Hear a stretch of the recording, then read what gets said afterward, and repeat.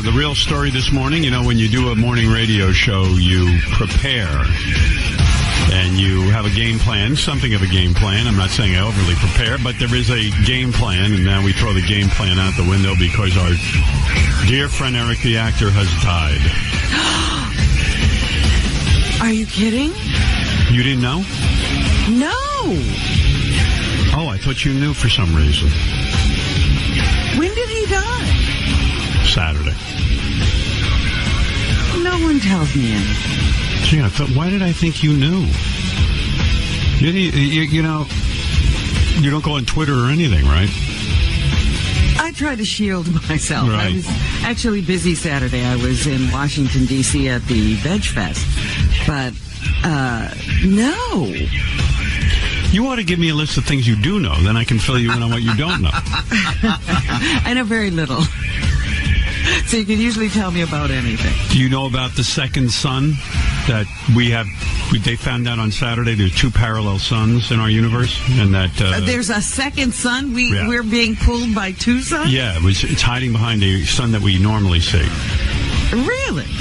And you're saying Eric the actor's death didn't make the Veg Fest?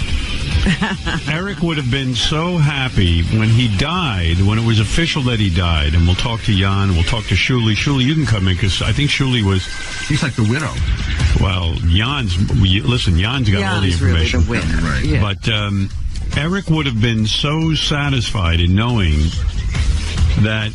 Here, his death was announced in Variety, right? Really? Yeah, there was as soon as it became confirmed that he had died, Eric the actor, was, by the way, a lot of people didn't know Eric's last name, Eric Lynch. He just would have been so happy with the fact that he was on the Us magazine website announcing his death. I mean, Eric loved fame. Well, he, felt that he was in show business. Shuli, you spoke with Eric on Friday, I believe? Yeah, I was on my way to do a show, and he called me Friday. And normally I always let it go to voicemail. Right. And for some reason, I just decided to pick up. And see what was doing. And he was upset at Gonzo. Gonzo? Yeah. And he was just ranting. What had Gonzo done this time? So apparently Gonzo had prank called a gay relationship show on the internet. Oh, I see. And he prank called as somebody who was in a relationship with Eric. Right. And they called as Jan. And Eric. Oh, my goodness. And Eric didn't like it, and he called me upset. So I told him I would handle it, but could he call me right back and leave me a voicemail about it? I'll play you some of it. Eric always called us every morning on the voicemail. There was always a message from Eric waiting, upset about something or other that was going on. But on the phone... So his death was sudden. It wasn't, Jan, what happened? And, Jan, you've taken care of Eric for... I think it's 9 years. 9 years, right? Well, almost 9 years. Almost 9 years. I mean, Jan more than anyone... Jan, Eric announced to us just on, I guess it was on Tuesday. Last week, Tuesday show that you, of course, had to leave him because you have to take care of your parents, and that came up in your life. And I think, Jan, more than anything, Eric really adored you, loved you, because he was also dependent on you. I sensed real sadness and fear in Eric because... From that announcement, because his parents... would now be taking care of him, and I think in a lot of ways that represented his freedom being taken away, right? I think some parts, yeah. Howard, the day that he died was technically Jan's last day. Right. Working wow. with him. And I really think that, literally, his heart was broken. I think Eric had a broken heart because Jan was such a good friend to Eric. You guys became friends in high school, right, Jan? Junior high. Junior high. So Jan was like, well, people were picking on him, Jan. And go to the doctors. And he said, no, it's just my stomach. I was like, no, you look a little jaundiced. And he said he felt perfectly fine besides his stomach. And like everybody said last week when he called the show, he sounded perfectly fine. Yeah. And then Saturday morning, he woke up he had to use the bathroom, and he said he felt unstable, and he wanted to call the ambulance. So we called the ambulance, and when they showed up, his blood pressure and stuff was pretty bad, pretty low. They got him to the hospital. They got that all stable. They did tests, and his kidneys and liver started shutting down. And pretty much around about 3:15, his body just shut down. 3:15 in the afternoon. Well, you know, Jan, I hear the pain in your voice. I loved Eric. I truly, truly loved him. I mean, when Eric would call in, I got so excited because he was the greatest. And what I loved about Eric, Jan, maybe you feel the same way, I don't know, but what I loved about him was that here was this guy afflicted with every thing on the planet. I mean, you couldn't have gotten worse luck dealt to you. And Eric didn't view it that way. Eric wasn't a guy who acted any differently than any of us. I was always amazed how feisty he was, how pissed off he was, how he called me Big Nose and Gary Beavertooth. And what I loved about Eric, most people in Eric's condition would be bitter. But Eric loved life. He loved watching TV. He loved celebrities. He loved show business. He loved wrestling. He was passionate. A real fan. He was a fan. And I was like, oh, my God, Eric, you know, you see so many people who, let's say, are in a wheelchair or who have Eric's, all of his physical deformities, really. And his foot, it was club-footed. His foot was turned around. It was a whole thing. Couldn't walk. And out of all of this, he still carried on like a maniac. Yeah. And it was the greatest. I said, One of the best things would be all of the demands. Johnny hasn't done this, and Johnny hasn't done My favorite Eric moment, Jan, was, I have a couple when I think about him. I'm thinking about, you okay, Jan? Yeah, I'm fine. Yeah. I think my favorite moment, well, I have a couple, and I'll play some of them. But my favorite moment had to be when Eric had gotten a job on a TV show that we got for him in plain sight.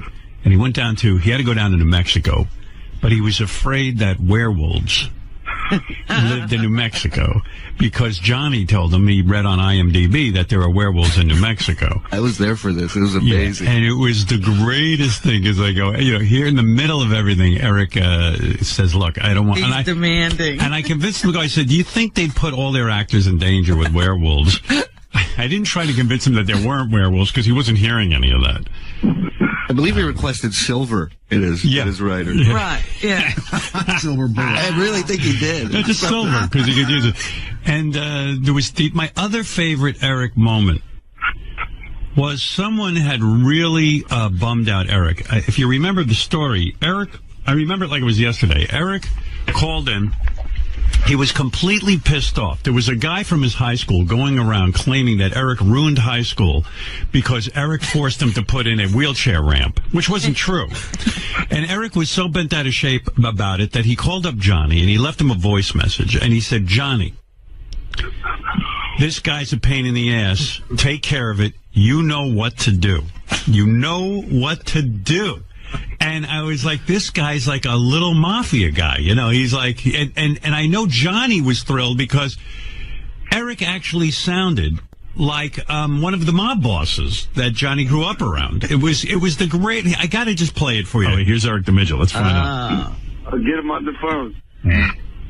What are you, nuts? What are you, nuts? Eric. So what? So what? What do you think, you can call a hit on someone? That's a felony. I wasn't calling a hit.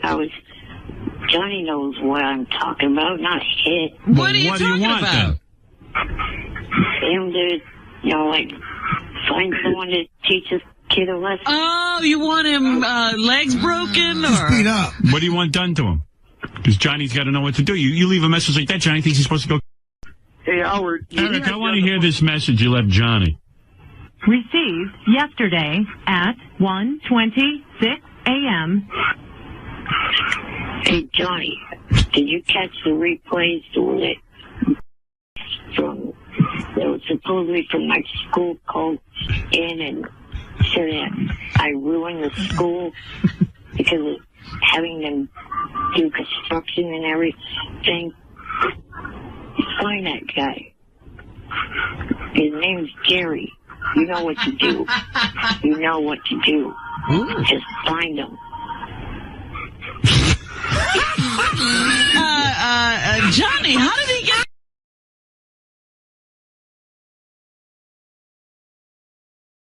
Gangster, okay? You know what to do. Oh, my God. Jan, so you get a call that Eric has died from the hospital, that they call you? Are you the person they call? No, I was there. You were there. Yeah, he went with him to the hospital. All right, tell me what you're feeling, Jan, because you must be in shock over this. This is a guy you spent every single day with. Did you ever have a day off even? Just a little bit during Christmas time. And you, and yeah, it was complete shock because it was out of nowhere. It wasn't expected. It was all he thought he was having was stomach problems, and it was out of nowhere. And then, like Shuli said, today I was leaving to go to stay in a hotel and then going to the airport tomorrow. So it's just a little eerie that it was on my last day. How hard was it for you to leave, Eric? Had you sort of been at the end of it? Like, had you kind of said, I can't do this anymore? Or was it, I know you have to take care of your parents. Was it hard for you to leave, Eric? Yeah, I knew it was bothering him. It was hard on him because you represented his freedom, really. I mean, nobody at 30, Eric was 39, by the way. No one at 39 wants to be sort of with their parents and have their parents taking care of them. You represented his freedom. Like, his parents weren't going to take him to the bunny ranch. You were willing to do that, you know? Yeah. And I think he was taking it hard, wasn't he? Yeah, he was. And, of course, even though the last, I'd say, year he hadn't been feeling much but to just hang out on his bed because arthritis and stuff, he still kind of stared at me and he wouldn't be able to do as much stuff. Yeah. So when are they doing the funeral? There isn't nothing planned yet. They've got to get that all still planned yet. I can, because I know on the internet there's all kinds of fake funeral services telling people to go to certain churches in Sacramento. There is nothing yet. And when there will be, his family's just going to have a small private funeral, and they ask for privacy and respect. Right. His family asked if any fans want to honor him. Eric, pretty much when he was younger, grew up in the Shriners Hospital, Sacramento / San Francisco, and said if they want to honor him, they can put a donation in his name to the Shriners, Sacramento. Hard to believe. And then, go ahead, yeah. And then his parents know about the Stern fan groups that meet up. They said feel free if they want to have get-togethers and mourn him together. But there's not going to be a public service for him. Right. Well, you know, Jan, Eric was a little in stature, but a big presence, particularly on this show. I was just so taken with him. And you know, I was saying earlier, you know, Eric loved the spotlight. He really did. He'd love to be at these events. He would love to be a part of everything. And, you know, he was just saying that he was upset with Johnny for not getting together some trip because he was going to go visit the Jimmy Kimmel show and do a lot of things down in Los Angeles. He was always upset with Johnny for not getting him on things. It literally was a phone call every week from him about that. But I was saying, Jan, too bad Eric isn't around to see that. He's on this TMZ website. He's in Us Weekly. There's a big picture of him. There's a big picture. Yeah, he was on he's on the Sacramento NBC news station's website, which he was friends with one of the news people there. He was on a bunch of different news channels websites. His death was announced pretty much everywhere. His death was announced by Variety magazine, which is the show business Bible. You know, I mean, He made it. He made it. He made it. He's finally an actor. He was. Last night, I don't know if it's changed. He was number 5 trending on Twitter, and then number 6 trending worldwide on all web. He was number 1 for like an hour on Twitter, or maybe more, but he was number 1 on there. That would have been important to Eric, right, Jan? Yeah. He would have liked that. Jan, what is your future? What are you going to be doing? I mean, I know you're going to take care of your parents. They're ill. How is this affecting your life, and what's your game plan? I'm staying an extra week, and then, like you said, going to take care of my parents. I guess you could say everything happens all at one time. My dad got put in a wheelchair, and my mom is going blind. So I'm going out to help them and stay You're a with good them. dude, Jan. I'll tell you. I mean, there's nobody more giving than Jan. I mean, to hang in there with Eric all those years and give Eric his freedom in a sense. And Jan wasn't getting rich doing it, as you know. And and now to be a caregiver to your parents, you're a very caring guy. I don't know much about you, but you strike me as being incredibly loving. Thank you. Yeah, I wanted to say that to you because his whole adult life, he's been taking care of people. Jan, you ever get angry about that? Do you ever say to yourself, "Who's going to take care of me"? No. Are you religious?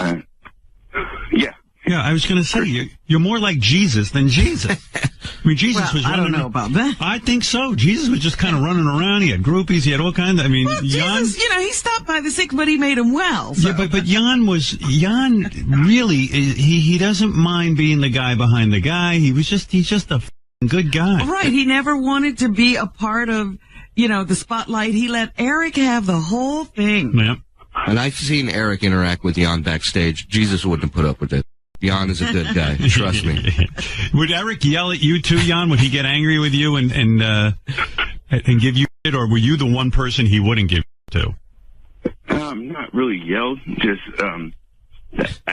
talked to me with attitude, and it was usually after he either dealt with a Stern fan, right, or on the show and got pissed off at something on the show. I sensed he always enjoyed. Jan, you correct me if I'm wrong. Feel free, but I always sensed that he enjoyed even the interaction with Gonzo. Like it just gave him, something to do. You know what I mean? Gave him meaning. I guarantee he had a fighting bug in it, and he liked to fight. Yeah. Because he was one of the only people I know that believed if people were talking to him and being wrong, if he didn't pay attention to him, he lost. Most people would see it that he was losing and they were winning by him going back and fighting with them. But he's seen it the opposite way, so he definitely liked to fight.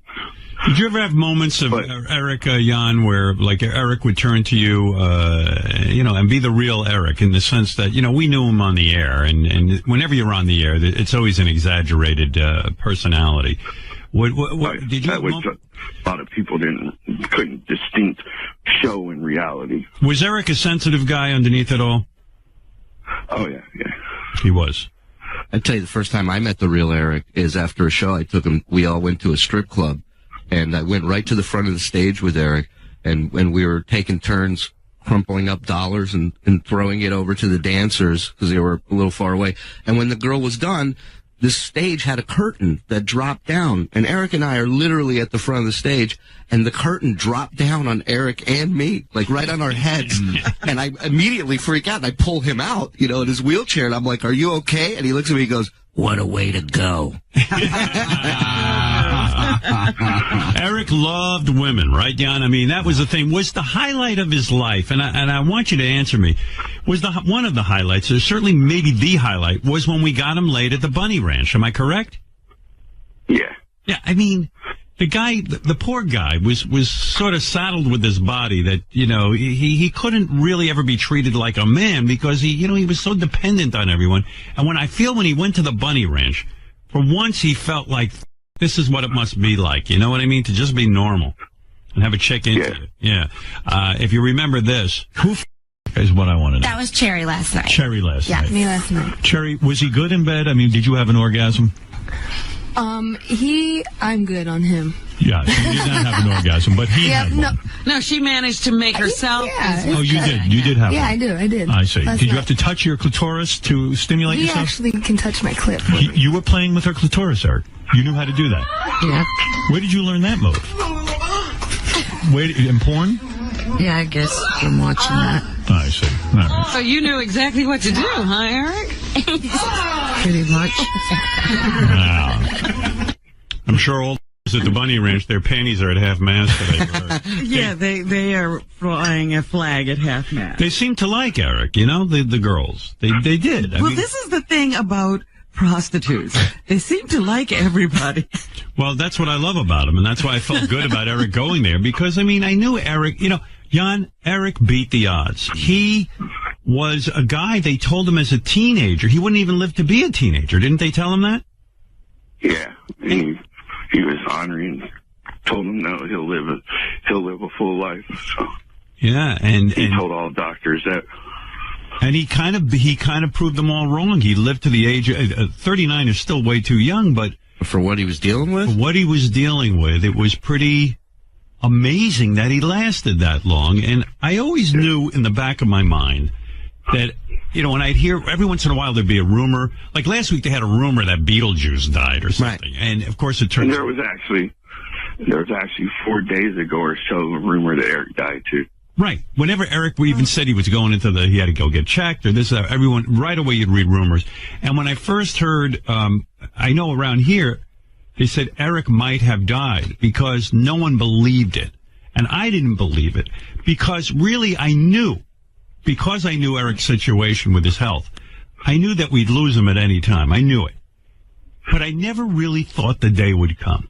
You know what I mean? He just seemed to be beating the odds all the time. I just never imagined Eric not being here. And I got to tell you, it affected me so much. And even my wife, and I suspect this is for a lot of people. My wife goes, you know, my wife doesn't really know the show all that well.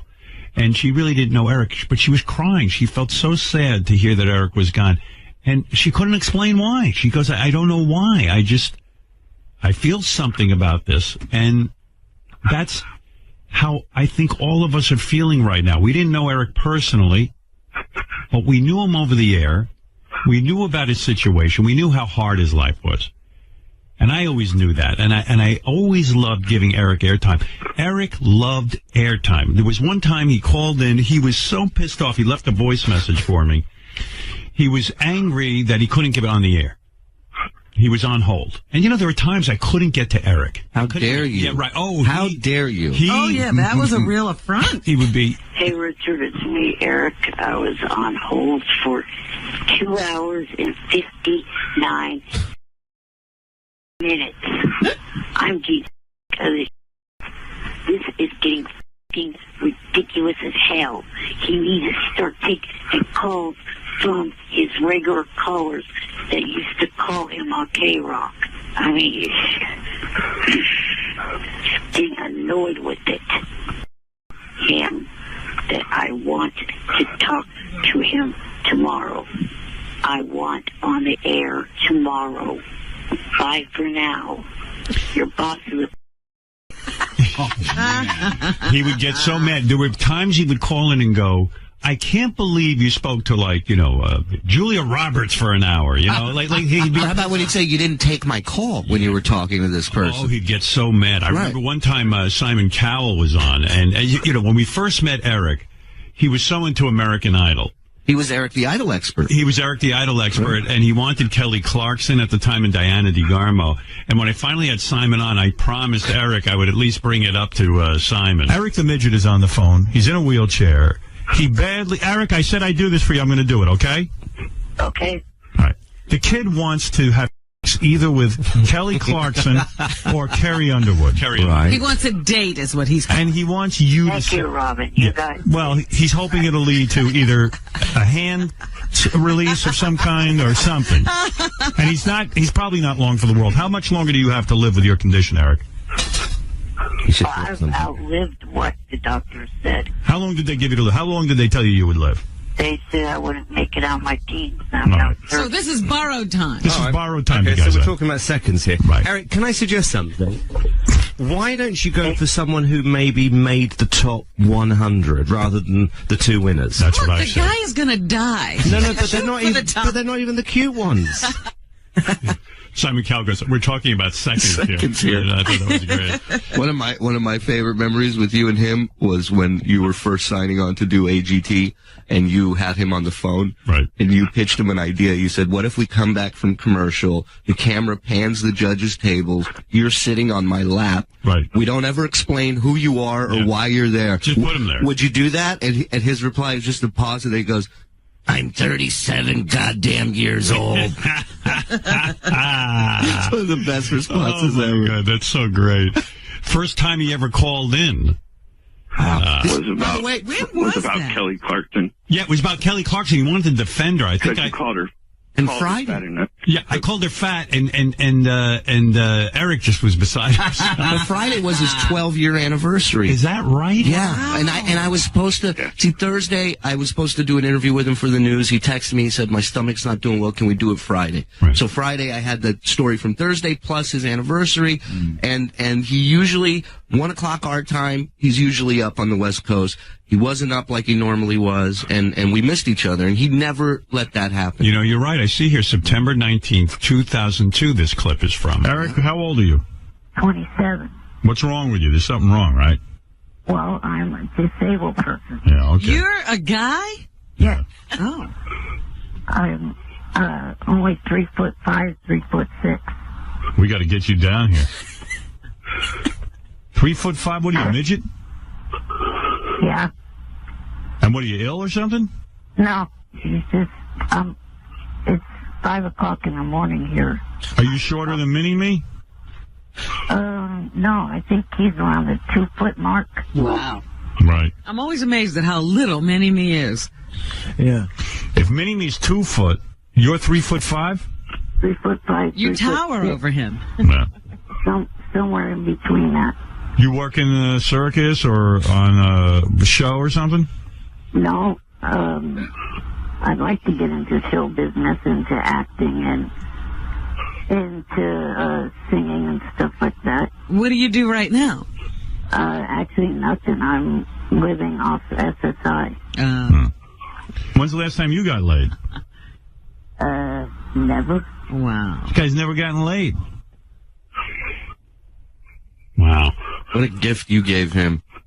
Yeah, get laid, sitting huh? here thinking, look, he's sitting there, he had hopes and dreams of being in show business. When I hear that clip, I'm like, Eric wanted to be a singer. I was like, I've never heard him sing ever. I mean, we should have gotten him a singing We had job. him sing.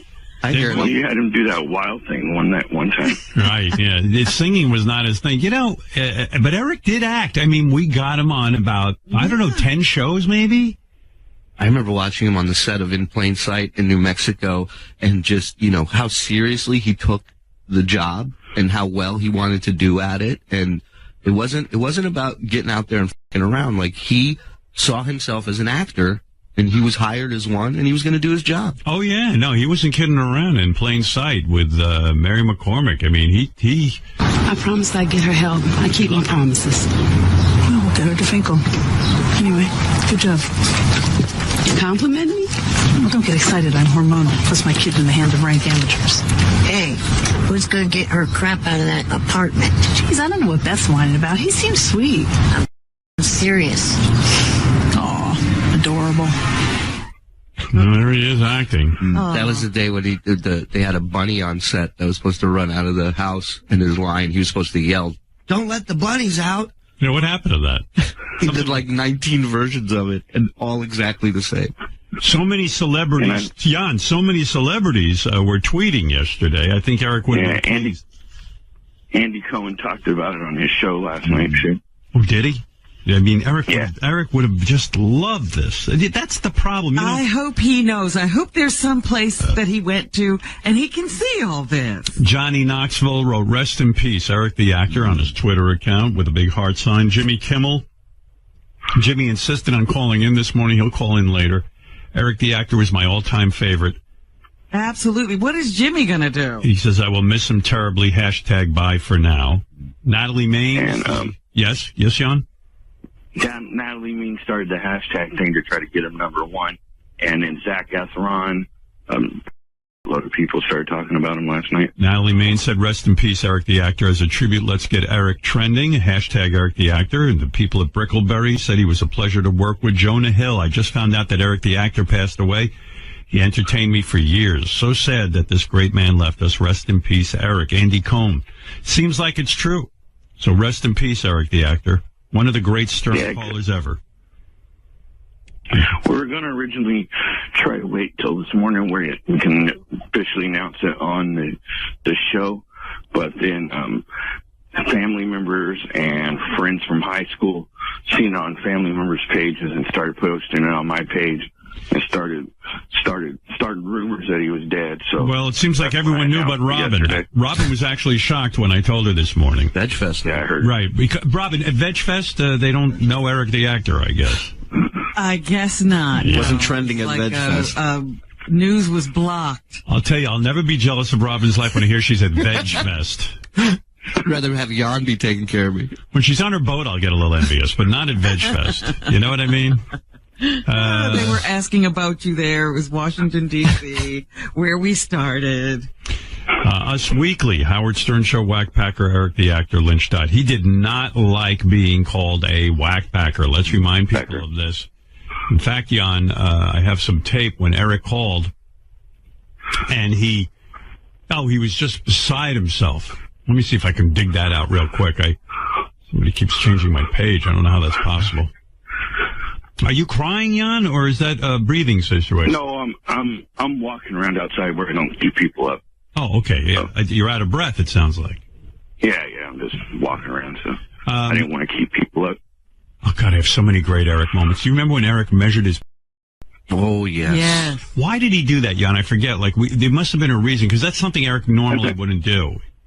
I think you offered him something, and all I know is I got woken up that morning and by phone call asking me to bring him the roller. Now Eric could have faked it, but he didn't. He was a man of his word, and here's a moment. So you're laying on the bed, nude, on your back. Yeah. All right. Just want to picture this. And you're fully aroused? Yes. Are you ready to measure? Yeah. All right, go ahead. It's, Be honest. From your shaft, not from your balls. I know. I remember what you told me. God knows what I told him. Like your son. 5 inches. You're 5 inches. Fully aroused. Poor Jan. Somewhere a little over. Jan, did you throw away that ruler after that, or did you keep it? I don't know what happened to it, to tell you the truth. Jan's blocked out that whole evening. Well, that wasn't the only time that something like that happened. That time that he was, well, I guess you could say sexting or whatever you would consider through email, taking a picture of his cock and sending it out. I walked in on him when he was doing it. And what, was he ashamed that you walked in on him? No, he got me that he just used the bathroom and he hadn't got his pants up yet. Oh, that's the greatest. Mind your business. He had a cover story. Oh, that's so great. I have so many, oh my God, Eric with women. Eric and his got him into more trouble. Remember when Eric was in love with Kendra? She was a girl who had sort of... yeah, that was probably his second most highlight with the girl till after she pretty much showed that she was a fake.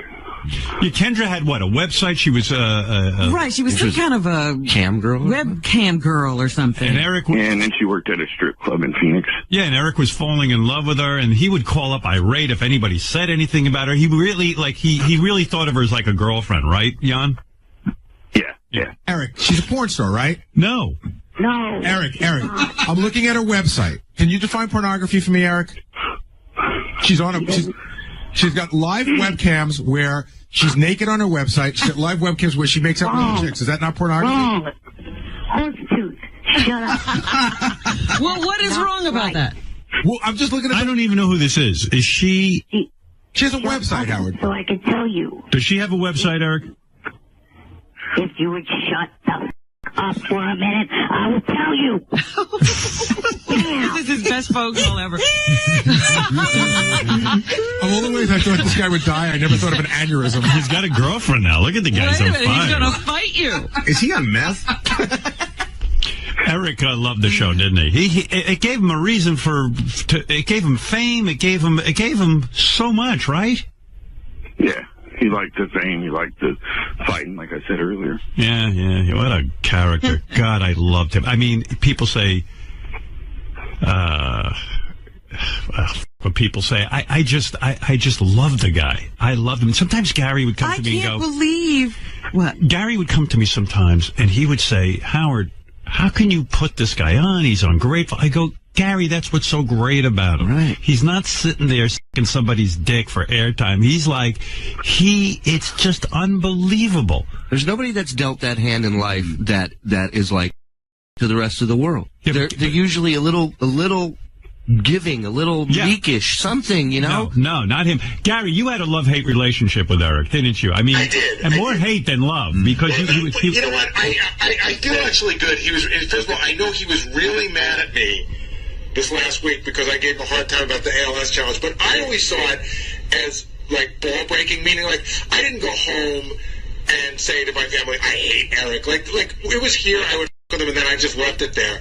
And I love tweaking him, there's no doubt about it. But when I spoke to him last year off the air about coming to the birthday show, which by the way up as well, I thought I had a good conversation with him. I thought we were sort of in a good place. But yeah, I like breaking his balls, and he did get under my skin. You didn't like Eric, though. You genuinely didn't like him. You would really get him. Can I tell a story? This is where it turned for me.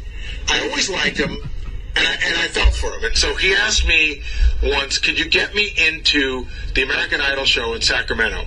So I remember talking to you, and you said, hey, if you can help the guy out. So I had to call a friend of a friend who ran the venue. You know, it was not an easy thing to do. So if Eric asked me on a Tuesday morning, I immediately went to work on it. When I came in Thursday morning, he had left me this vicious voicemail.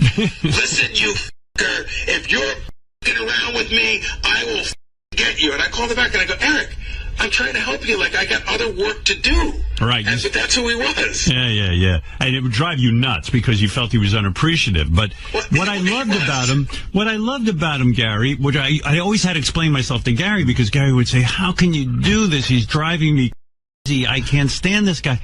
I said, but it's the greatest. It's so fucking great because Eric,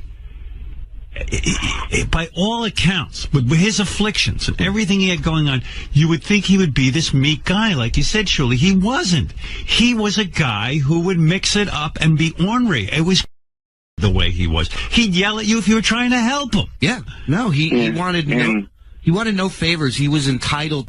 And you better give it to him. That's why I feel like Jan must have had like such a wild time with him. I mean, because as much as Jan helped him, he probably got yelled at too.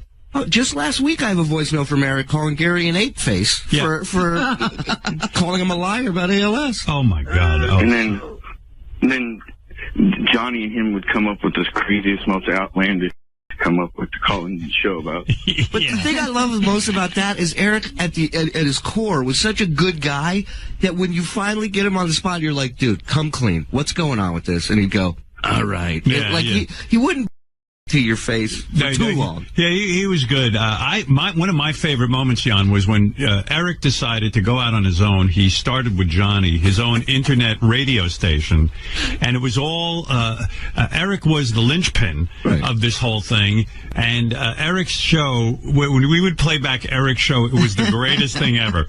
Dad wanted to know, I believe, what your last movie. Dad wanted to know, I believe, what your last movie that you went to go see.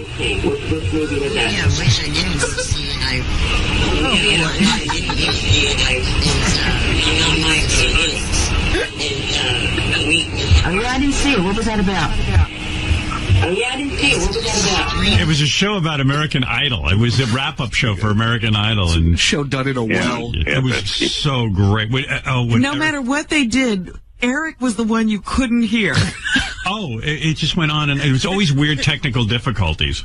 Eric, are you mad at Johnny for not following orders and calling into the Stern Show last Thursday?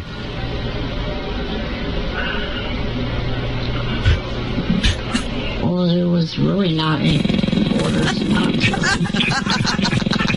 When I made this statement that I made the other day, you couldn't write this stuff. I knew Johnny wasn't calling in anymore. I was basically... You couldn't write this stuff. Oh, it was amazing. That's a great question. Yeah. Jan, it was unbelievable, right? And then there was one point Eric then Eric gave up on the American Idol show. He decided to have a country music show. And the country music show, the problem was the music was louder than Eric.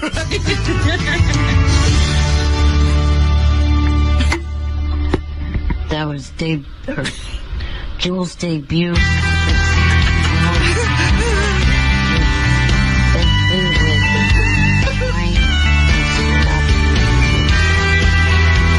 He's doing a talk-up right now. A demo on how not to do a radio show. Oh, my God, I would say, Eric, we can't hear you. It didn't matter. Like Christopherson would do.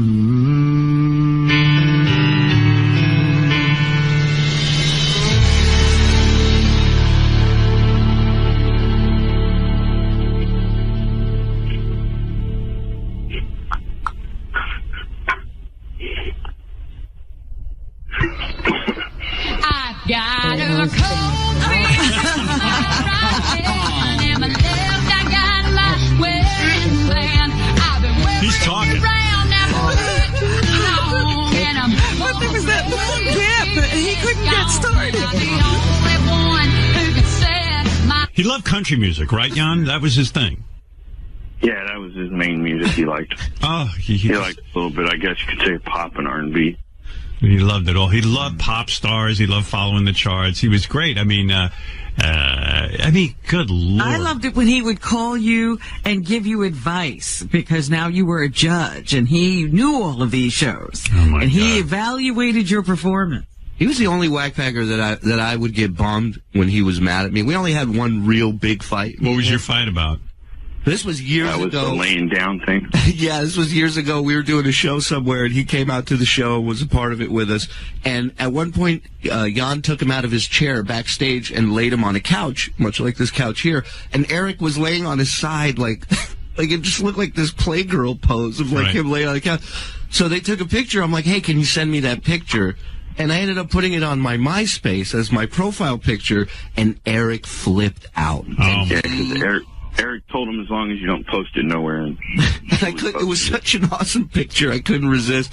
And he started texting me. He goes, "You balding Jew." When Eric was pissed off at you, it was unbelievable. Yeah. Like, I'm thinking back to all the time Eric was pissed off, but what was great was, I guess, on the air, Fred or somebody had said that Eric talks slowly and grunts when he talks. Yeah. And Eric just was beside himself. So you're abundantly clear with each and every person. Let me start over. Let me get something abundantly clear with every one of us to this show. I do not grunt when I talk, and I do not talk slowly. Do you hear me talking slowly right now, mother? I talk at a normal rate of speed, and I do not grunt when I talk. Shut the Oh my God! Hey, well, he gets mad at you, and then Eric would get mad at Fred because Fred would play the sound effects behind them. It was I always loved that. Yeah. I'm not giving that head credit for. Well, Even if he deserves it, is what I think you're making a mistake. I don't think that's fair to Steve. Him covering the story helped you. Really? I hate Langford. I want you to fire his dumb. Why? Because he has a huge. Right. Well, why do you hate Steve? He helped you. He's helping you. 0 point. Are you saying you don't want any help? Fred, you push that button one more time. I'm going to find you. You're going to. What? 0.0. I'll meet you at JFK. Eric could fight with the best of them, and he loved it. I don't even know what he said to you there, Fred. He was like, gonna do something. He was just mad because, like, I always interject these little things, and he says, "I want to break you. I'm flying to New York. I'm going to break your fingers." Is that what he said? Yeah. It was beautiful. That was so pure. Yeah, you almost felt like good if Eric was angry with you because it meant you'd arrived or something. He was alive in those moments. And by the way, I don't want to paint Eric as always being angry. There were times Eric could be downright sweet when he'd leave his message for the happy holidays. Hey, it's Eric the actor. I wanted to leave this little Christmas message. So I just wanted to say, happy holidays to everyone. Merry Christmas, Happy New Year. I've heard about your new 5-year, $400 million contract. Congratulations with that, and hope that you continue to entertain your fans for the next 5 years. Also, thank you for taking my call for the last 8 years plus. All right? So, again, happy holidays and Merry Christmas to everyone. Yeah, I tell you, I love Eric the actor. Gonzo, you were always. You know what I would? Oh, Gonzo, you were always involved with something with Eric. You and Eric were always going at it. What do you want to say? I just want to give my condolences. I don't want to make it, any. I'm just really sad. I'm like really broken up about it. Hey, Gonzo. Yeah. Isn't it a little too late to come start saying all this stuff and turning your Twitter page around? Yeah, I mean, even when Eric was alive, I never really did that much. I never really, fucked with Eric that much. I just, it was the worst one. Since he got on, the worst one is Pollyanna Haas, or whatever you want to call her name, the nurse practitioner that she supposedly took care of her patients, but was able to send people to her house on Craigslist and all this stuff all day long. She has the nerve to Eric 24/7, then ask for the obituary and ask to come to the funeral. That was the last person Eric would want to have anything of his. Gonzo, you said this is officially your last phone call to us. Well, regarding Eric, yes. Well, Howard, Eric's last voicemail to me, literally his last request is that Gonzo never gets on the air again. Is that right? Yeah. But I sense that Eric, as much as he didn't like Gonzo, I think Eric liked the three-ring circus of guys like Gonzo f***ing with him all the time. Jan, am I wrong about this? Oh, no, he liked the fighting part. Yeah. But he hated the people that he was fighting with. Right. And also, and in my defense, by the way, I never really said that, mean things about Eric. It was always Eric starting wildfires or Eric's. Right, it was absurd stuff. Right, Yeah. It was just to have fun with Eric. And I was truly, devastated when I heard the news from Friday. It was just, my condolences, and Jan, my sincerest condolences to you. I really do feel I'm shaken up about it. All right, Gonzo, thank you for the call. All right, thank you, Howard. Right. Anybody? Yes, Jan. For anybody that thought Eric was incapacitated and selfless and all that, he did that on the show. But the last thing Gonzo did that pissed off him so bad was all on me. It wasn't even about Eric, really. It was on me. Yeah, because sometimes it could go too far. Gonzo calling into a gay, black gay relationship show as me saying that he was getting abused by Eric. And Eric was 2 foot tall. And I worked for Eric for 15 years, which was all anybody that knows the truth. And maybe that was. Well, that's the best part of it. Yeah, well, I mean, no one ever believed anything Gonzo did. I mean, it was absurd, yeah. But he would take, Eric. the whole premise wouldn't upset Eric. Just one little fact that Gonzo got wrong would upset Eric. Hansy, go ahead. You're on the air. Hello? Yes. What's going on, man? Well, you know what's going on. Eric has died, and Eric was our friend, and we loved Eric. I know. I didn't mean literally what's going. Okay, I just want to say I'm gonna miss Eric. What's it called? He was like one of my favorite parts of the show, and one of my favorite memories is when like he got mad at Jimmy Kimmel because Jimmy Kimmel said that his hand was like a soft peach or something. Like he said he shook Eric's hand. It was like a rotten plum. Yeah, that's what. And then Eric got so pissed off at Jimmy. It was so great. But Jimmy, I have to say something because I know Jimmy off the air, and Jimmy Kimmel, Hansy, and Jan and everyone else. Jimmy Kimmel was literally the biggest Eric the Actor fan. So big that I know that Jimmy regularly gave to his Amazon wish list. And that, yeah, and Jimmy was just fascinated by his phone calls. One of the first emails I got when it was, first of all, Jimmy started to write my wife. I was unavailable, and he said, "Tell me it's not true about Eric. Tell me it's not true." When he heard the news, he was devastated. And really, really devastated. I mean, he just adored him, and really said to me, it was weird because I guess we had been playing something. Stepped up and like was a friend to him. Jan, how did you end up taking care of Eric? How did that all come about? When his dad retired, his parents moved up to the mountains, and he got bored up there, and his parents called me and asked me if I would move in with them. Oh. And in the city. And it wasn't your life's ambition to take care of Eric, but it just sort of worked out that way. Yeah. I know you're broken up. Tell me what happened. Eric seemed fine on Friday when he spoke to Shuli. Was he complaining of anything?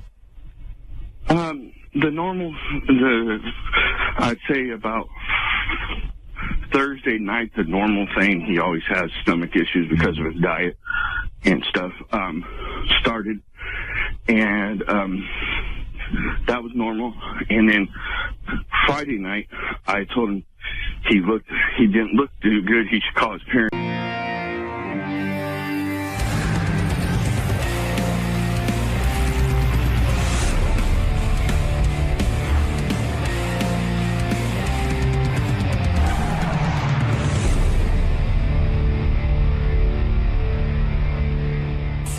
What's going on? Mark McGrath is here. That's what's going on. Is that all right? Old friend of the show. We're going to bring him in. Absolutely. You sure? No, I'm agreeing with you. Absolutely. He's an old friend of the show. All right, good. I'm glad. All right, you ready, man? Yeah.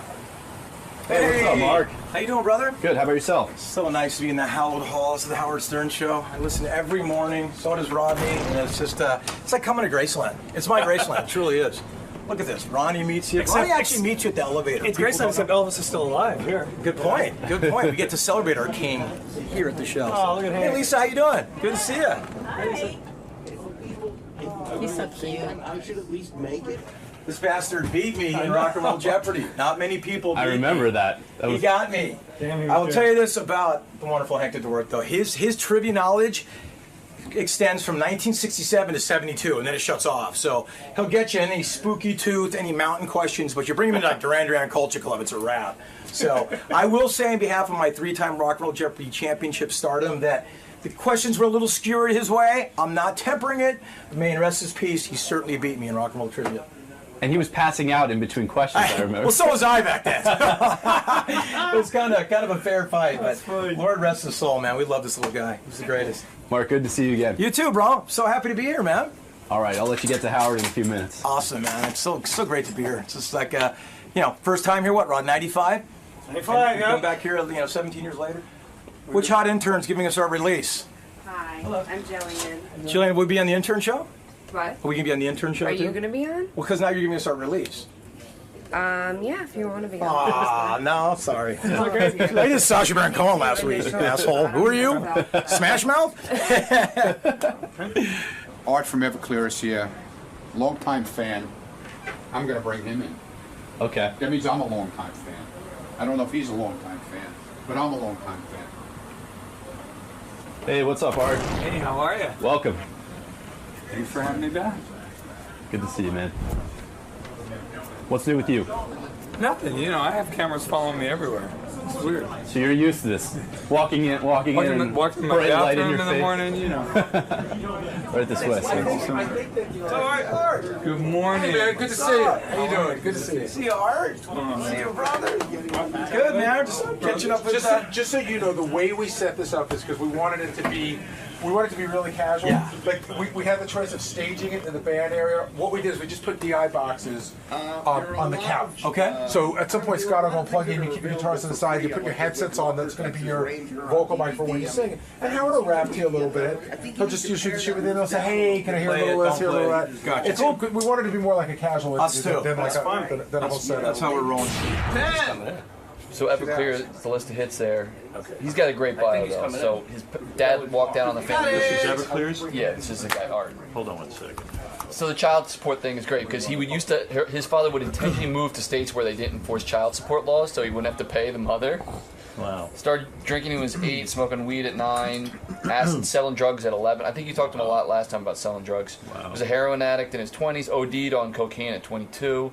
His brother died of heroin when he was 12, and his girlfriend died that same year. His brother died of a when heroin brother was overdose. 12, or when Art was 12. He tried to kill himself that year. He jumped off a pier and had sand in his pockets, you know, so he'd float quicker or sink quicker. And he said he heard his brother tell him, "Now's not your time," so he saved himself. Mark, you know, the Summerland tour, it's all like 90s bands.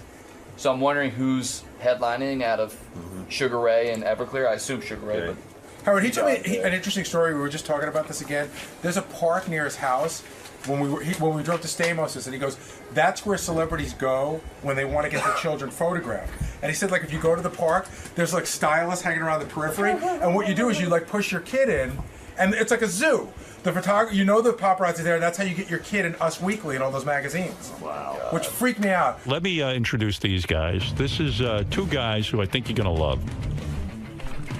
Mark McGrath is in the band Sugar Ray, and from the band Everclear. I was listening to Everclear all weekend. I was on lithium. Yeah. I guess because you're a tumor, you were on lithium. No, the radio. Boys. Satellite channel. Hey there. Fellas. Good to see you. Good seeing you. What a day to be here, man. Congratulations. Hey, Mark. Yeah, big night, AT&T. Big night, brother. Yeah. Big night. Make sure that microphone's near your mouth. Yeah. Look at you guys. It looks like a clown car, that couch. 3 guys. Clown car, guys with tattoos. Feels like a clown car. It does.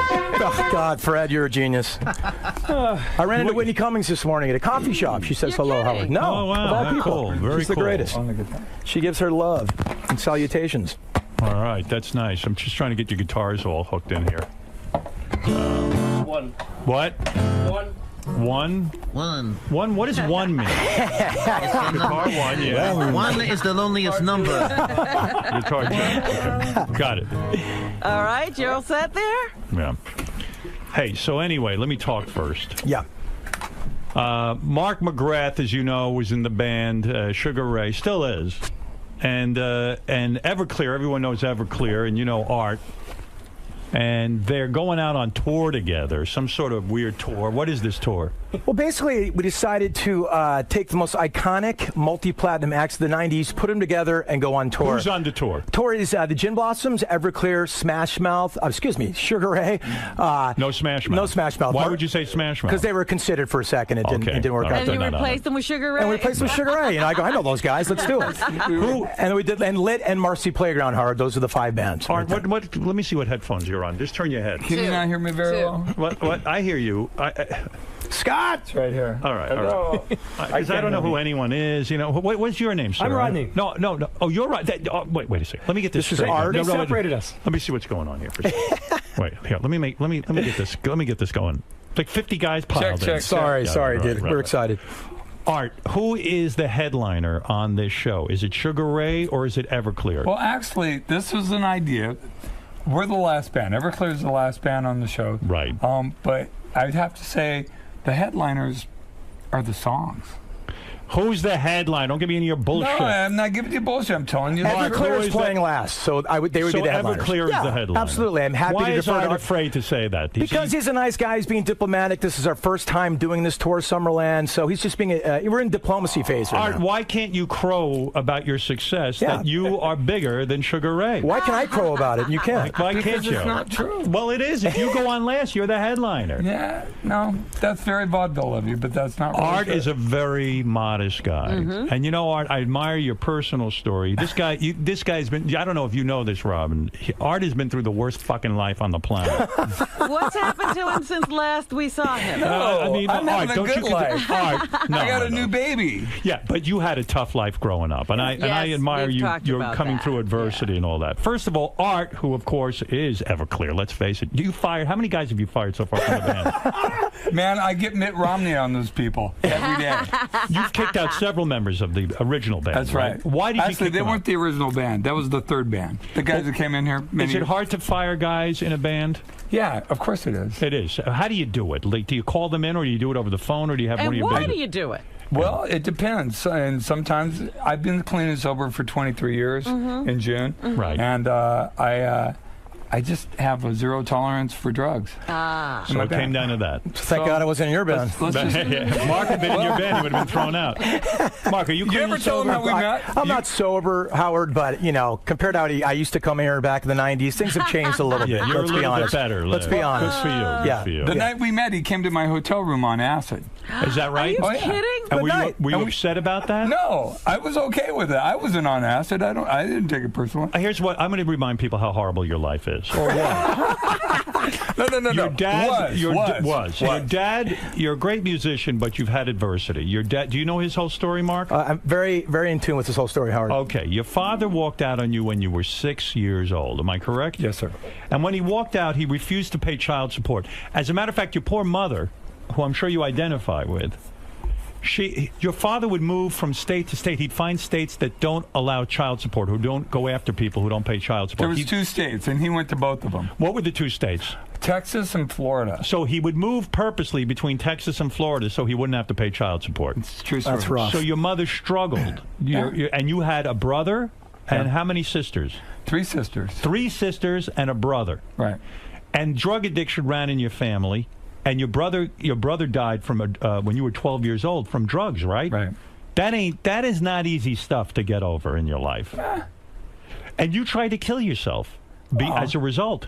Well, I was 12. I jumped off the pier. I was stoned. You filled your pockets full of sand. Sand and fishing weights. So Did that you really? Yeah. I didn't know that. That's See, I used to go out on fishing boats to make money, like cleaning fish. I'm from Newport Beach. We know all about that thing. So when you say you're clean and sober, it's really something to overcome, because when you were 8, you started smoking pot. When you were 9, you started dropping acid. And at 11 years old, you started selling drugs. So drugs were your life. How did you find music in your life when you have all of that shit going on? Honestly. Well, from the time I was 4 years old, I wanted to be in a band. That's my dream. I meet people today who don't know what they want to be. There are grown-ups that don't know what they want to be. I've known what I want to be since I was 4 years old. Wow. I didn't want to be a rock star. I wanted to play in a band and make a living and have a family. That's Right. People don't realize that. If you want to be a rock star, chances are you'll never be one. Not anymore. You know what I Name mean? the last rock star, Howard. They don't make them anymore. Nah, rock stars don't A rock exist. star, yeah. So that phase is over. You might be able to sustain yourself in a band, but the multi-platinum days and the state, that's gone. Are you talking like the days of Cream and Yeah, but I'm Zeppelin? talking about the I'm days talking of even Stone Everclear Temple Sugar Pilots. Ray. Yeah, That's true. dude. True. You're looking It's at gone. The 90s were it, right? That was probably it. Yeah, Money Pearl was shooting- Jam. Money was shooting out of the ground. You bought a When we got record for into- one CD that was $20, and that sort of mentality, that oppressive sort of, that disparity between, the prices of the CDs being so expensive is what started Napster. How many albums did Sugar Ray sell? 10 million. How many albums did Everclear sell? 10 million. 10 million. And did you, Art? Were you broke for a while there? Like you pished away all the money? I didn't piss away anything. Pished. I gave it to I gave it to my ex-wife. You were married 3 times. 4 times. 4 times. I'm on the 4th. We have a 4-year-old. I have a 19-year-old that goes to Sarah Lawrence College across the river there. Right. And did you ever think of moving to Texas to avoid paying child support? You know why I never thought of that? Why? Because I was raised by my mother. I was raised by a woman. Right. She taught me how to be a man. Right. And I know that sounds like a Hallmark card, but it's absolutely Good. Why 3 marriages? Was it the drug use? No, sex. Sex. You just got caught up because you were a rock star and you're like, Jesus, it's so available. No, right? because I was sexually abused when I was 8 years old, and I just wanted to sleep with everyone my whole life. You were sexually abused at 8? By who? By older boys in my neighborhood. No kidding. Yeah. How the fuck did that happen? I mean, if anything that could go wrong went wrong. Do you know how that happened? Yeah, how does that happen? Do you have kids? I don't know. No. I have kids. I know you have kids. Yeah. So, my mother told me, I was like one of the original latchkey kids, right? Back in the project. Right. And Well, my your mom mother had told to me, work. Yeah. do not go into other people's houses after school without permission. Right. Do not go anywhere. Do not do that. And I did. I went into these boys' houses, and she said, especially these boys' houses, because they lived with their dad and they were wild, and they were obviously abused, and I got abused. Wow. Rape. Right. Wow. At Repeatedly. Yeah. And so, do you think that led to your drug use, or I think also it your led to brother's a death? lot of stuff. That and my brother dying, and just all sorts of stuff. That's a rough childhood. I didn't have a man around to help me learn how to be a man, so I had to learn on my own. Did you go through that whole? I've talked to guys who have been sexually abused by men, and they always think it's their fault. They think, oh, maybe I was gay. Maybe they always sort of like think they did something wrong. Did you go through any of that? Yeah, I thought. I never thought I was gay, but I thought it was like I didn't do what my mom told me to do. How long did that continue for? I lied to my mom. What do you mean? Like, how long did that go on for, these rapes?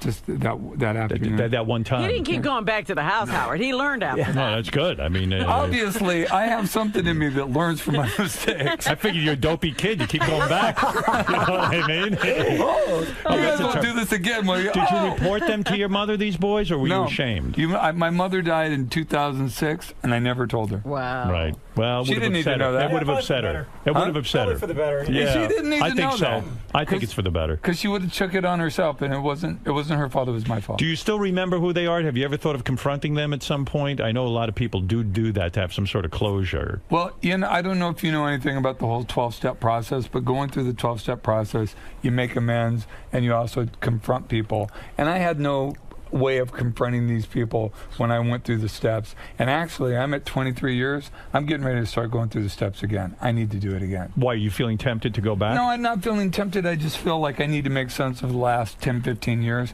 because even though I haven't drank or done drugs or anything like that, not even caffeine, right? I was a sexual addict, I used sex is an addictive drug, and it cost me marriages and cost me friendships. But are you afraid to go back and confront them? Because what if it happens again? What if you go there? No, you think the boys are still? Yeah, what if the boys grab you and put you in the room and say, "Oh yeah, come in here. We want to hear your amends." I'd be afraid of what I did to them. Right. No, I mean, listen. I grew up in a black neighborhood. I was the one white kid in a black neighborhood. I learned to fight at an early age. Right. I know what that's about. Yeah. I know. I know you do. Yeah. And it's just like, I'm not worried about that. Were these black gentlemen or white gentlemen? No, without getting specific, they weren't black. They were not black. No. They were white guys. Just want to make that clear to all you racists out there. That art was, It was in, they kept it within the race. They kept it within the race. Well, possibly. I miss you, Robin. Yeah. How you doing? It's a long time. How are you? You said, you even said, and I thought this was a great moment of honesty. You said that your third wife was a trophy wife, and she walked out on you. Well, she walked out on me after I just cheated repetitively on her. Right. That happens. Yeah, that's got to be the worst. They don't like that. No, I don't blame her. I figure a rock star never gets cheated on. I figure you do the cheating, I think anybody, when you put yourself in a place of entitlement, whether it's physical, mental, spiritual, whatever, and you become bankrupt in those things, which I was, obviously. Mark, you've never been cheated on. I mean, have you? Radically. Really? Oh, you kidding told me? us the story. Many times. As good looking as you are? I don't want to brag, but yeah, for 18 years, I've seen the same girl. You know what I mean? We went through our tough period in the 90s where, there was a lot of trust issues and you fucked around a lot on the girl that you now have twins with. That's correct. Yeah, you cheated on her like the dog that you are. I did, but hey, I'll tell you one thing, Howard. I wasn't hypocritical. It went both ways. You know what I mean? Right. You both cheated. Yeah, and it feels like shit, but it almost like we went through all this bad stuff to a good place, and we're in a great place right now. When's the last time you had sex with a different woman? I mean, how long have you been faithful? A long time ago. How long have you been faithful to this woman that you just had twins with? Howard, Years and years. Honestly. Because I got to a point where Why I are took you that job not at Extra. marrying the mother of your children? She won't marry me now. Why? She's on some weird power thing saying I had all the power for 16 years, then we got engaged, and now she's like, I have the power now. And I want to She get sounds like married. a royal pain in the ass. She's the greatest, Howard. Is You love she the greatest? You've met her. I You know, love I her. know. I like She's her good very people. much. I like her very much, and she's very attractive as well, which counts with I me. lucked out. Believe me, that's why I hung in forever. But she's the greatest. And I went to all this bullshit to get to a good spot where we're at now. You know what I mean? I mean, it's kind of, my life is kind of boring right now, and I like it like that. Boring is Art. Your life is boring because I mean. Dude, Art sold drugs till he was 22 years old. Wow. And yet, when did you achieve fame in the band Everclear? Not till you were about what? 35 years old. That's late. And most record companies would have said, "Oh, you're 35 years old. You can't have a hit song." We got signed when I was 30 years old, and they told me, lie about your age. You have to. They brought me in. The president of the label said, you need to tell people you're 23 or 24. What was your biggest hit song? Seriously, the one that... I don't know what you depend on. Santa the first Monica. was Santa Monica. What do you think his biggest song is? Well, I think Santa Monica is huge, but I think Wonderful is great. I think Father of Mine is amazing. Father of Mine, that's about your fucked up father not giving you child support, right? And At dumping least he you. got a good song out of it. I got a great song out of it. That's my point, though. I've done a lot of radio interviews with him, and people call and go, Art, you don't know what that song means to me, what you've been through. So, like, he really turned his pain into a gain for the world. Yeah, I admire him for that. Did your dad ever come back into your life at all? He tries to come back. My dad is 90 years old. Right. No. He looks like a Greek version of Grandpa Simpson. Swear to Really? God. And he No tries. How does he try to come back into your life? He's called me. He tries to Facebook me. And you're not up for it. Well, you know what? I'm estranged from my oldest daughter right now, and I have no idea why. What do you mean? She just doesn't want to talk to me. Wow. Yeah. You really don't know why, Art? She won't tell me. There's no inkling. Well, like, there was no last conversation where it went bad? No. All right, I'll be over here. No, I mean, right. I have. Sometimes kids go through that kind of stuff. Well, especially did you try to reach out to her? Yeah, and she just basically wants her space. She wants me to keep giving her money, right, and paying for school. Does that then make you're in touch. Does that make you resentful? Like, do you feel bad paying for I don't it? feel resentful. I feel sad. Man, come on, you got kids. It's Right. a hole in my life right now. Right. It's going to work itself out. How long's that been going on? A few months. Few months. Could write a good song. Yeah, stuff like that happens. Give her space. That's what I'm doing. Yeah. Look, she's right there, and I didn't even call her. Yeah. Right. You know? So whatever. Is that what he should do, or should he just call her and say, "Hey, come on"? What do we do? No. If she says she needs space, one of the things is people not being able to get what they want. Right. If she's asking for something, give it to her. All right. That way, she can come to you. If you keep trying to impose yourself on her, she has to move further away. But Robin, if there's no reason why you're not communicating, that's a little unfair. Well, there's a reason for her, obviously. Yeah, she has a reason, but she's not ready to talk about it yet. Why don't you write a song called? Why don't you write a song called "Daughter of Mine"?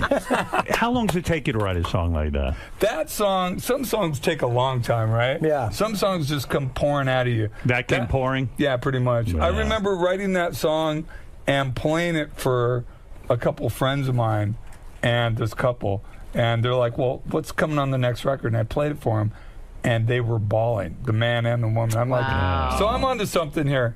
Right. The label was like, this Crying is going to be a good. single. I go, this is either going to be a single that people absolutely love or people absolutely hate. Do you think that's what inspired your dad to get in touch with you? Because he started friending you on Facebook and everything. I mean, It's like you're crying out to him, right? Yeah, Like, right. Father of mine, but of course it's rhetorical. You're not looking for an actual answer from the guy. I got my closure from the song. You know what I mean? Yeah. So you're never gonna really have your moment with him. I actually think I will, because I've learned a lot in the last few years about just being humble and about humility, and I just. Yeah, but the guy didn't even give your mom any child support. I get why you're pissed. No, look, you want to know a real story about that? And by the way, why are you waiting too? Because he's 90. I mean, if you're really going to make it, if he dies, you going to go to the funeral? Yeah, probably. If I'm invited. Right. The thing about it is, when my mom got cancer, terminal cancer, my dad right about that time had called me and was like, look, I don't know why you're so mad at me. I go, really? You don't know why I'm mad at you? I'll tell you why. You got 10 minutes? And, it's just like we talked about it. And he's like, what can I do to make this better? I'm like, nothing. You can call my mom. Right. She's dying. She's an old woman. She's dying. Listen to her. Let her say what she's going to say. Be honest. Tell the truth for the first time in your life. Don't deny what you did. Be a man. Be a mensch. Call my mom. If you can do that, I can at least start to forgive you because we can move on. Right. And he's like, absolutely, I'll call her right now. And? He never did it. Wow. Wow. So that's pretty much your closure right there. You know, what I mean? That was a shot to get back in. I thought so. It's interesting that that's what you wanted him to do. Maybe your mom doesn't even want to hear from him. Good point. Well, then that would be up to her to say, F you, go away. Yeah, and then she'd have her say with him, too. Yeah, so that was the last conversation you had with him? Yeah, absolutely. Well, pretty much. Yeah. I called him last year to wish him, actually, I called him in February to wish him a happy birthday. He turned 90. I mean, 90, come on. Wow. And well, he didn't have any stress and he had to hang around with his kids, I guess. Well, I guess He's having a good long life because he had an easy one. My mom's people are. My mom's people stress your mom out. My mom's people are hillbillies from North Carolina. They die early. Hey, I love that your dad's 90 and he's on Facebook. That's pretty amazing. That's amazing. Yeah, right. I got to say, that's something. I mean, he's kind of in touch for a guy 90. know, right? The hell put him on there? Probably busy friending you. His stepdaughters and his step-grandchildren. Right. Because it sure as hell wasn't me. No, it's a tough life, man. And then you fell into drugs, and now you're, I mean, but the band, thank God, had success. But did he go off and have another family and be a father he went to them? He went and married a woman that had 2 kids, and he raised those kids. Right. And didn't leave them. No. He figured it out. Yeah. But I mean, you were talking about cheating and stuff. Before this relationship I'm in now, before this, I had never been faithful to anyone in my life. Why'd you keep getting married so many times? Seemed like the thing to do. It seemed like the right thing. And then you thought you were going to be faithful each time? Look, I was a kid that grew up in a housing project, got the shit kicked out of me every day until I learned how to fight back. Right. And, I had a pretty rough life. To this day, I want the picket fence. I want that. Yeah. I still want it. It's the American dream. We all want it. Right. Right? Right. So, why give up? Still chasing. I've got it now. Did you go through all your money just in all the divorces because you didn't sign prenups? Yeah, I was just stupid with that. I didn't care about it. So you had to sell off your catalog, right? Yeah, I had to sell my catalog. Mark, you still own your catalog. We still got a catalog, Lord bless, because, it pays me a teacher's salary every year. You know what I'm saying? Right. Which is nice. Yeah, no, it brings in money. When you're sleeping and you're making money, Howard, you know how good that feels. How much did you sell your catalog for? About $600,000. Oh, it's a steal! I had to pay off the IRS. I'm still paying off the IRS. For what? For back taxes because I had people who weren't paying stuff with my money. Oh my God! I got kind of effed up. I got fucked over. We're on cable, right? Yeah.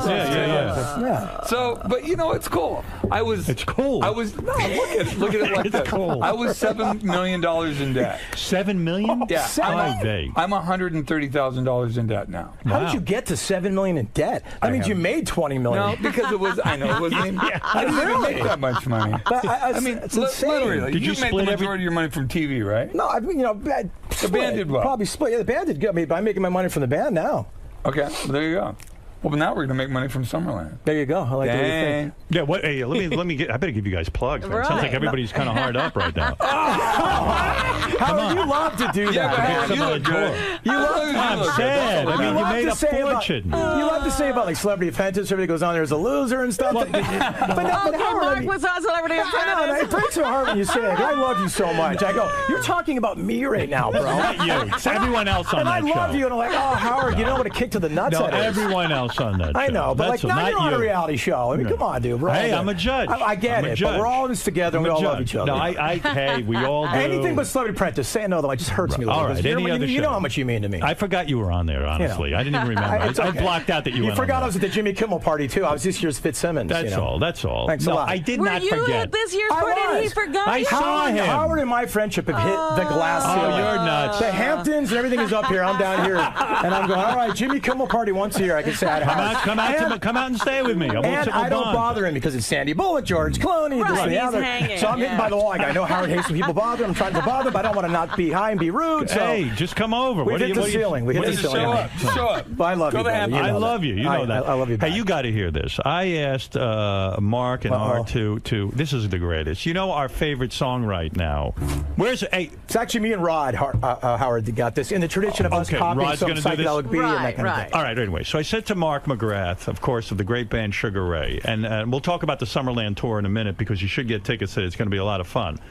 But let me find the song. Gary, what page is that song on? Gary, page 2, third column, right at the top. Okay. Remember this song, Jackin' Off? I knew it. You had him do a cover of Mark's going to do a Off? Wait, you know this song. Let me refresh your memory. Hold on. Everyone loves this. I be feeling all alone at night, feeling so lonely. Are we doing this? I want you, girl, to be my tenderoni. So I said, is there a way to make this a halfway decent song? And Mark always is up for giving it a try. He did it with Psychedelic B. We'll give it a shot. All right, give it a shot. All right. Here is. Oh, go ahead. I want to do it.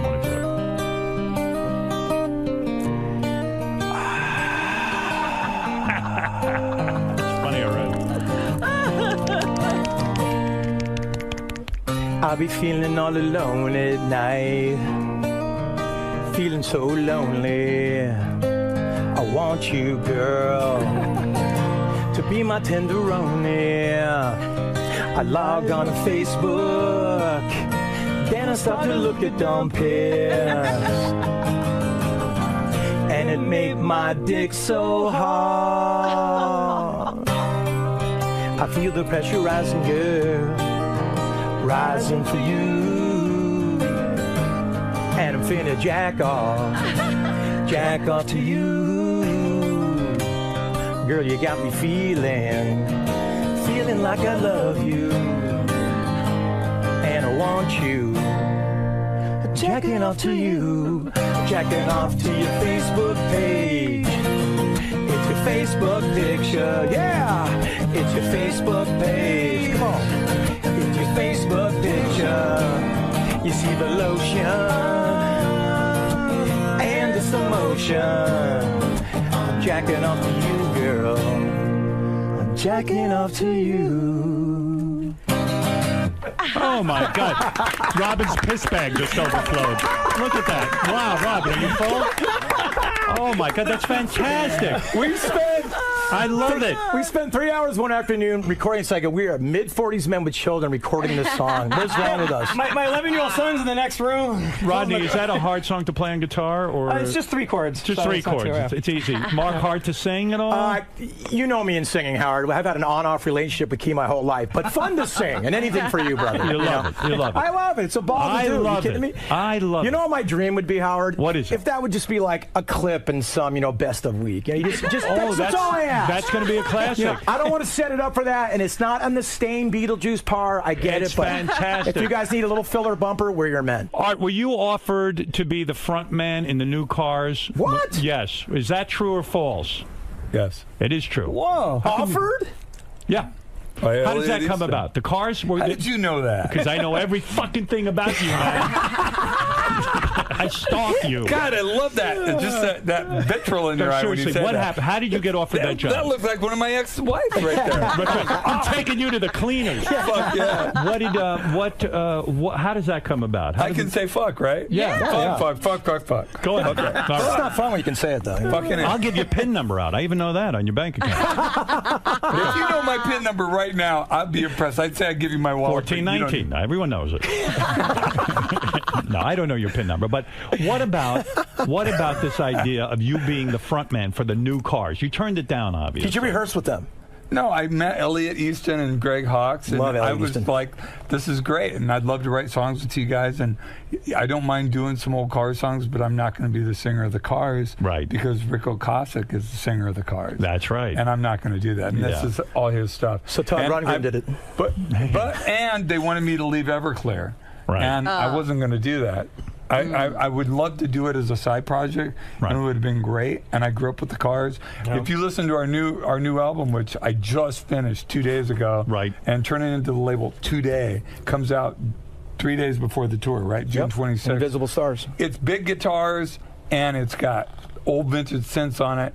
There's a lot of Cars to it. I grew up listening to the Cars. I love the Cars. So it would have been kind of a cool thing, but you didn't want to leave Everclear. I wasn't going to leave Everclear, and I wasn't going to disrespect Rick Ocasek. Mark, are you a political guy? Not really, Howard. No, I figure stay out of that arena. I leave that to Art and the smart people. I'm an idiot. You want to hear about my political concerns? You don't have any political I concerns. have a lot, but I'm an idiot. Well, I can't. You just want like weed made legal or something. Just weed and Housewives in New Jersey. That's it. I'm straight. Wow, that's your politics. Were you a big John Edwards supporter? I wasn't a big John Edwards supporter. I like John Edwards. He called me. Right? Yeah. He asked me to go on the stump with him. I went on the stump with him. That's a supporter. And, wait a minute. No, you're saying big supporter. Right. I went on the stump with him, got to know him a little bit, saw some weird shit going on. What was the weird shit? Did you see the Riel stuff? There was a woman on the thing that was driving people around and taking pictures, and she looks a lot like Riel. And that bothered you? It just. Did you see some hanky panky? Look, can I just tell you one thing? Did you see hinky dinky? Look, I mean, he might get called I'm in a into rock the band. case. If I fuck around, no one's gonna go, oh my God. They're gonna go, yeah, whatever. Right. But if you're John Edwards, but you will not be president of the United States. Fucking around. If you fuck around and get caught, right? They all Unless did. you're Clinton. They didn't, and that's where they got Obama. Because he's too smart. He's not going to do it. Would John Edwards high five you after doing her at all? Like, would he ever come out of like the bathroom with her and go high five? No, I was worried about. I took my soon-to-be estranged ex-wife on tour. I'm just glad he didn't nail her. Right. That would have been embarrassing. that would have been awkward. Are you angry with your ex-wife because of the money you had to pay out and stuff like that? What's that? I say, are you angry because of the money you had to pay out? I didn't pay her that much money. It was You didn't. the kid's mom. I see. She got millions. Mark, why don't I see your children in Us Magazine why next don't to you sell the Surrey? pictures and all that? Why don't I see you with the kids? Oh, because no one cares. We'd gladly pimp them out, but no one's been asking. Isn't it true there's a park in L.A.? You live in L.A. If you bring your kids to this park, isn't it true the paparazzi stand there and you can get them in the magazines? It's the truth, Howard. Gary and I were going to Stamos' party. Right. And I drove Gary by the park, and I go, Gary, that's the park where all the celebrities go to get their pictures taken. Like, those aren't just so organic, those pictures, Right. There's stylists and nannies off to the side, as soon as paparazzis leave, like, take this, Brian, let me get out of here. You know what I mean? But it's LA, dude. It's a whole setup. You know how it is. But I go to that park and no one gives a fuck. I'm like, I'm naked. Anybody? No? Robin and I are going over to the park today. with your kids or just by yourself? No, I'm a Robin with a new bag. Put me on the swing. That's right. So people could see it. That's awesome. Mitch, quickly go ahead in Boynton Beach, Florida. Hey, Howard, how are you? Hey, now. I got a funny story to remind you, but I also wanted to mention the 11th tradition to you about anonymity. Anyway, my sister was one of your stalkers, someone that you did a lot of flirting with.